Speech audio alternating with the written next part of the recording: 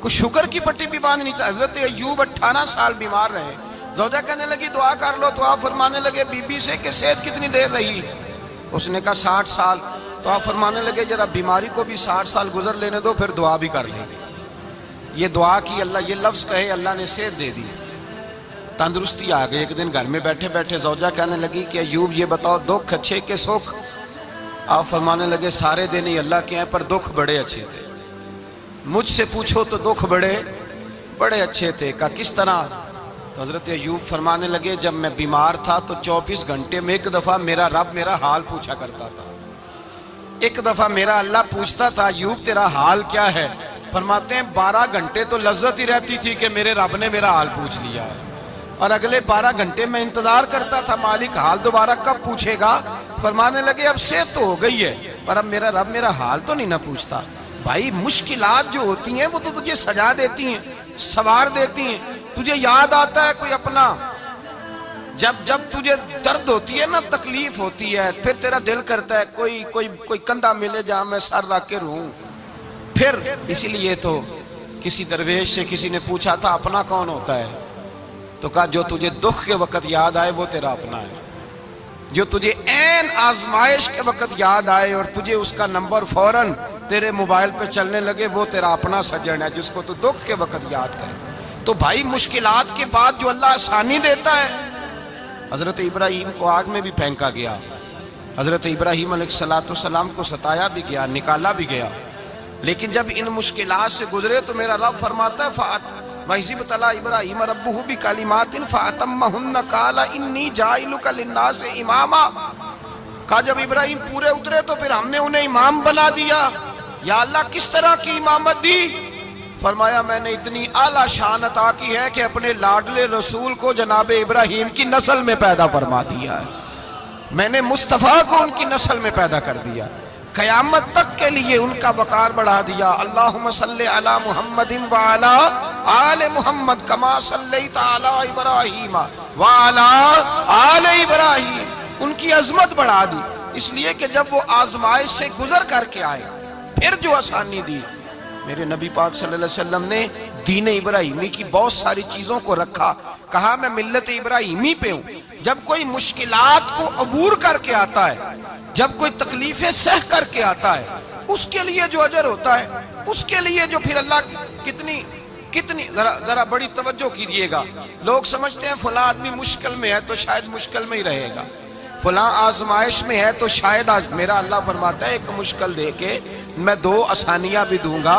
تم مشکل دیکھ رہے ہو، مشکل نہ دیکھو، وہ جو اس کو بعد میں آسانی آنے والی ہے، اور ڈبل جو میں اس پر نعمت کرنے والا ہوں اس کو دیکھو۔ حضرت یوسف کو بھائیوں نے کنویں میں ڈال دیا تھا، اور جب کنویں سے نکلے تو مصر کے بازاروں میں بکے، اور پھر زلیخا نے الزام لگایا تو حالات بگڑ گئے، حضرت یوسف کو جیل جانا پڑا۔ کتنی کٹھن زندگی تھی، لیکن میرے مالک کو کچھ اور ہی منظور تھا۔ کنویں میں گرنے والے، بازار میں بکنے والے، جیل میں جانے والے، الزام لینے والے جناب یوسف کو رب کریم نے اسی مصر کا بادشاہ بنا دیا، اللہ پاک نے اسی مصر کا حکمران بنا دیا۔ یاری تیری سونا پر ازمیشاں تیریاں اگ، اے سونا پرکھیا جاوندائی پہلو نال اگاں دے لگ۔ اس کے لیے تھوڑا سا جتن کرنا پڑتا، تھوڑے کٹھن حالات سے گزرنا پڑتا، تھوڑی آزمائشوں کا روپ دیکھنا پڑتا۔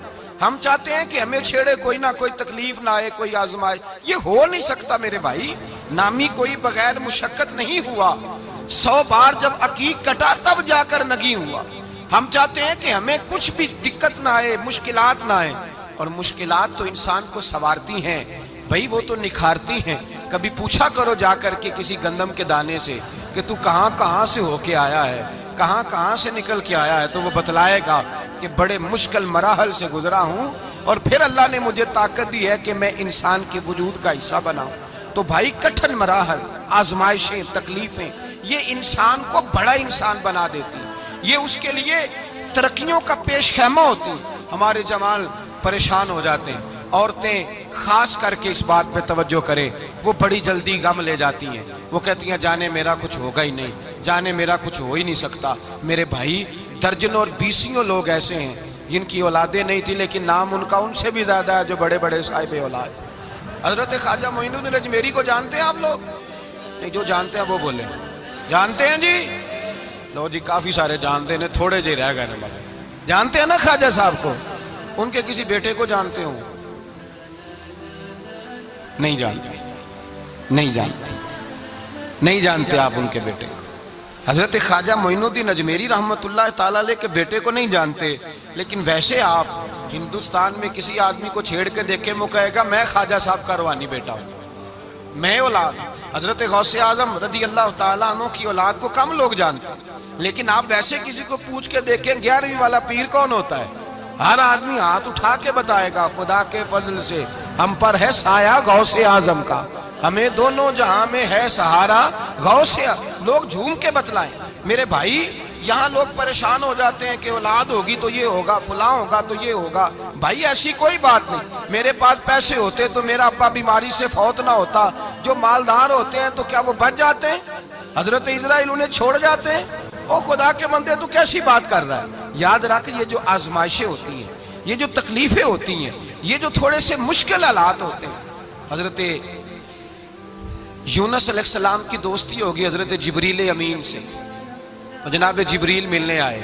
حضرت یونس علیہ السلام فرمانے لگے جبریل میرا دل کرتا ہے مجھے اس بندے کی ملاقات کرا جو اللہ کا سب سے زیادہ عبادت گزار بندہ ہے۔ حضرت جبریل امین لے گئے دور دور فلسطین کے علاقے میں، اور لے جا کر ایک بندے سے ملاقات کرائی جس کی دونوں آنکھیں بھی کوئی نہیں تھی، دونوں بازو بھی کوئی نہیں تھی، دونوں پیر بھی کوئی نہیں تھی، اور اس بندے کی زبان پر لفظ بڑا کیا جاری تھے، یا اللہ تیرا شکر ہے، یا اللہ تیرا، بول کے کہیے، یا اللہ تیرا، اے اللہ تیرا شکر ہے۔ شکر شکر کر رہا تھا۔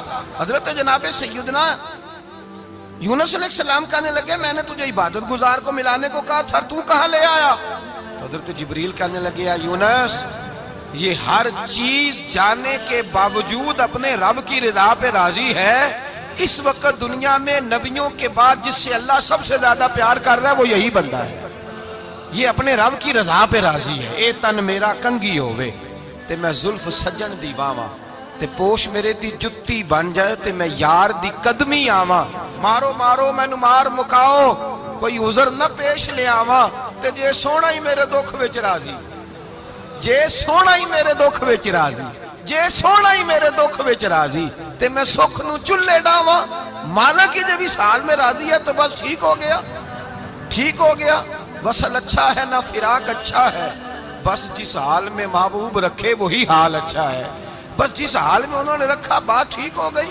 اس میں اب انسان شکوہ کرتے پھرے کہ یہ کس طرح ہے، وہ کس طرح، اپنے آپ کو مطمئن رکھا ہے۔ مشکل کے بعد جو آسانی حضرت لقمان حکیم، ان کے نام پر قرآن مجید کی پوری سورت ہے۔ حضرت لقمان حکیم علیہ رحمہ آپ اپنے بیٹے کو نصیحت کر رہے تھے، کہنے لگے بیٹا کو مشکل آئے تو گھبرانا نہیں، کوئی مشکل آئے تو کرے، بیٹوں کو سمجھ آ جائے کہ مشکل آئے تو، سمجھ آ رہی ہے بات کی، مشکل آئے تو۔ اور کیا خوبصورت جملے، بیٹے کو بٹھا کے کہتے ہیں بیٹا چھوٹی مشکل آئے گی تو اللہ بڑی مشکلات آسان کر دے گا، سمجھو چھوٹی مشکلات آئیں تو اللہ نے بڑی مشکلیں اس نے آسان کر دی۔ اور آپ کو بتاؤں اصل انسان ہوتا ہی وہ ہے جو مشکلوں میں جینے کا ڈھب سیکھ جاتا ہے، وہ بن جاتا ہے جو کرب کے حالات میں جینے کا سلیقہ سیکھ جائے۔ اپنے بچوں کو یہ سمجھانا، حضرت لقمان بیٹے مشکل آئے تو گھبرانا نہیں، بڑی کو ٹال دیتی ہے، وہ نیکی کا اور آسانی کا پیش خیمہ ہوتی ہے۔ اللہ اس کے بعد آسانی سمجھا رہے ہیں۔ کچھ دنوں کے بعد کہنے لگے آؤ فلاں اللہ کے نبی کی ملاقات کو چلیں، فلاں نبی علیہ السلام سے ملنے چلتے ہیں۔ اس زمانے میں جو نبی تھے ان سے ملنے چلے گئے۔ بیٹے کو بات یاد تھی، گھوڑے پہ بیٹھے، امام ابن جوزی نے اس کو لکھا ہے، گھوڑے پہ بیٹھے تھے دونوں کے پاس گھوڑے تھے۔ اب رستہ بہت زیادہ تھا، کھانا ساتھ لے لیا، پانی ساتھ لے لیا، رستہ لمبا تھا، صحرا کا علاقہ تھا۔ جب جانے لگے تو اتنی سخت گرمی ہوئی کہ گھوڑے بھی بے ہوش ہونے لگے۔ اچانک ایسی گرم لو چلی کہ گھوڑے بھی، اب دونوں باپ بیٹا جو تھے وہ بڑی جوش میں تھے کہ جانا ہی جانا ہے، گھوڑے سے اتر کر کے پیدل چلنے لگے۔ اب پیدل چلتے چلتے ذرا آگے گئے تو گرمی میں جتنا بندہ پیدل چلتا ہے اتنا پیاس بھی زیادہ لگتی ہے، تو پانی پیتے رہے، کھانا کھاتے رہے، کھانا پانی بھی ختم ہو گیا۔ تھوڑا آگے چلے نا، اس کے اندر تکلیف بڑی کہ حضرت جناب لقمان کے بیٹے کے پیر کے اندر ایک ہڈی پیوست ہو گئی۔ اتنی بڑی ہڈی تھی وہ اندر ہی چلی گئی پیر، خون کے فوارے گرنے لگے، بیٹا بے ہوش ہو گیا۔ حضرت لقمان اس کے سرانے بیٹھے تو بیٹا تھا نا، آنکھوں میں آنسو آ گئے۔ بیٹے نے آنکھ کھولی تو کہنے لگا ابا جی آپ تو صبر کرنے والے ہیں، آپ رو رہے ہیں؟ فرمایا بیٹے میں کیا کروں، میرے سینے میں جو دل ہے وہ ایک باپ کا دل ہے، تو باپ جو ہوا تیرا، تیری دکھ پر رونا آیا۔ بڑی مشکل سے دانت کے ساتھ ہڈی نکالی، ہڈی نکلی تو خون بھی چلا۔ صاحب زیادہ کہنے لگا حضور آپ نے تو کہا تھا ہر مشکل کے بعد آسانی ہوتی ہے، اور چھوٹی مشکل دیکھ کے اللہ بڑی سے بچا لیتا ہے، تو ہم تو اچھے کام چلے تھے، مشکل پہ مشکل، مشکل پہ مشکل، یہ کیا ہے؟ حضرت لقمان کہنے لگے بیٹا نہ تو رب کی حکمتوں کو جانتا ہے، نہ پوری طرح میں جانتا ہوں، لیکن جو میں نے کہا تھا وہ بات سچی ہے۔ فَإِنَّ مَعَ الْعُسْرِ يُسْرًا إِنَّ مَعَ الْعُسْرِ يُسْرًا، اللہ ہر مشکل کے بعد آسانی عطا فرمائے گا، اور فرمایا میرا ایمان ہے کہ ضرور ضرور عطا فرمائے گا۔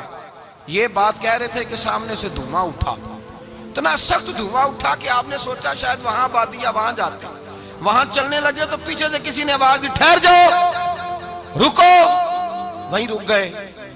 تھوڑی دیر گزری تو کہا رک جاؤ، جب رکے تو ایک بولنے والا بولا، کہنے لگا تمہارے لیے تھوڑی دیر کے بعد جانوروں کا بندوبست کر دیا جائے گا، کھانے کا بھی بندوبست ہو جائے گا، بچے کا پیر بھی صحیح ہو جائے گا، چلے جانا لیکن ذرا ٹھہرو۔ حضرت لقمان کہنے لگے بولنے والے تو کون ہے؟ تو کہنے لگے میں اللہ کا فرشتہ ہوں، میں اللہ کا فرشتہ ہوں۔ کہا اللہ کے فرشتے اور یہ سارا کچھ کیا ہے؟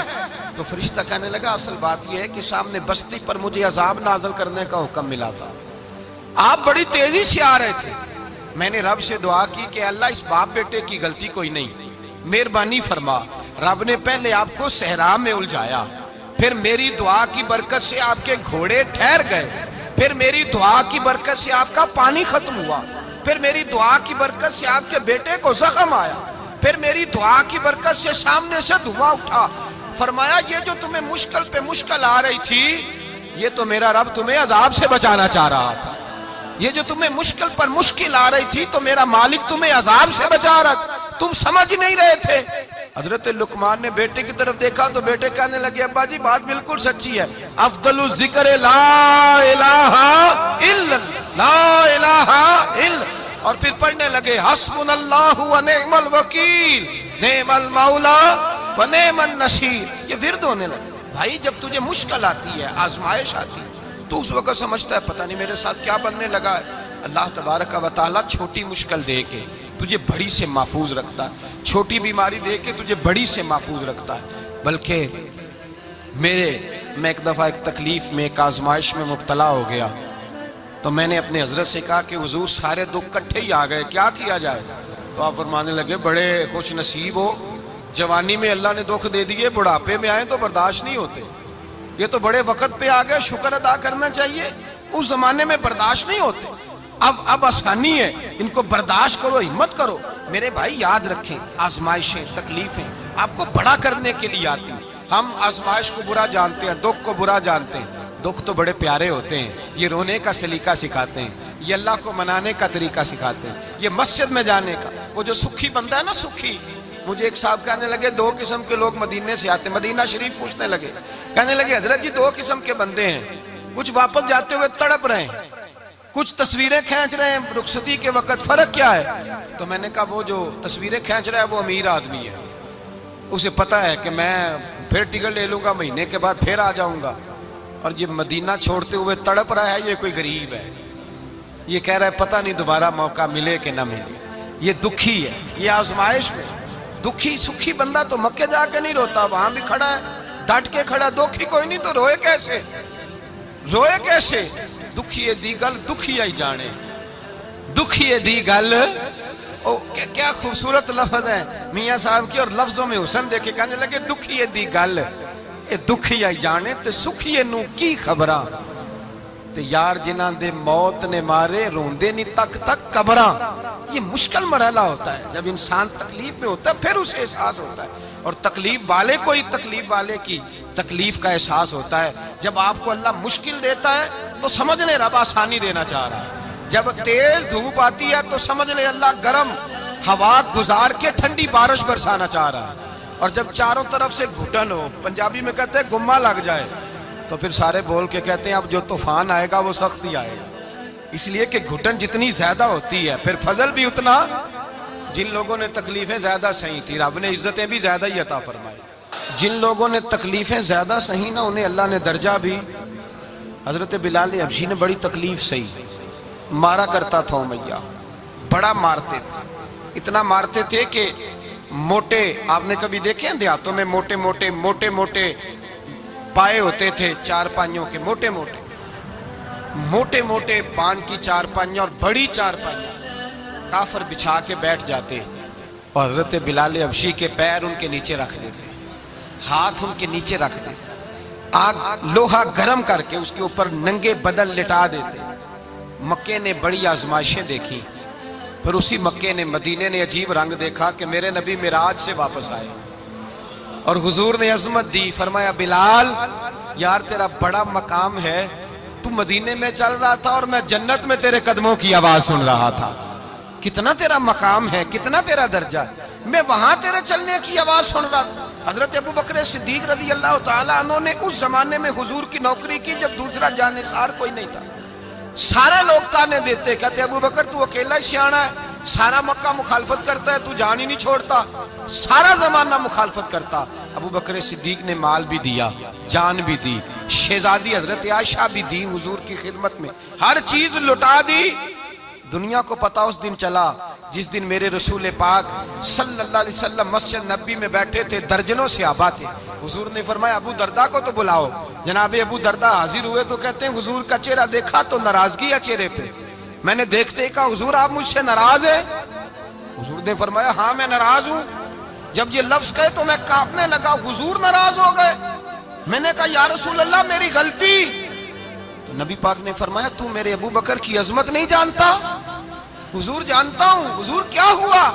نبی پاک نے فرمایا کل تو گلی میں گزر رہا تھا، ابو بکر بھی گزر رہا تھا، تو نے سوچا ہی نہیں تو میرے ابو بکر کے آگے آگے چل رہا تھا؟ یہ خیال ہی نہیں آیا، تجھے پتا نہیں کہ جس نے میرے ساتھ نیکی کی میں نے بدلہ چکا دیا ہے.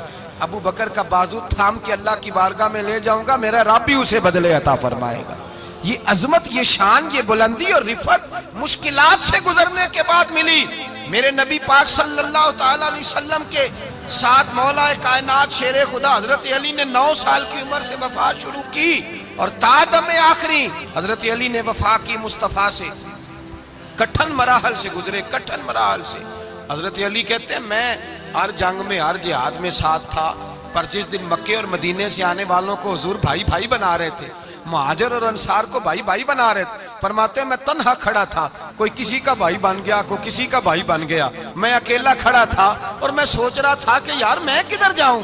کہتے ہیں میں اس حد تک آیا کہ میرے آنسو بہنے لگے، لیکن میری مشکلات کو آسانی تب ملی جب مدینے کے چاند دھیرے سے اٹھے، میرے قریب آئے، میرا بازو تھاما اور فرمایا علی باقی سارے بھائی بھائی بن گئے ہیں، انت اخی فی الدنیا والآخرہ، تو میرا بھائی ہے، دنیا میں بھی میرا بھائی ہے، قیامت کے دن بھی میرا بھائی ہے.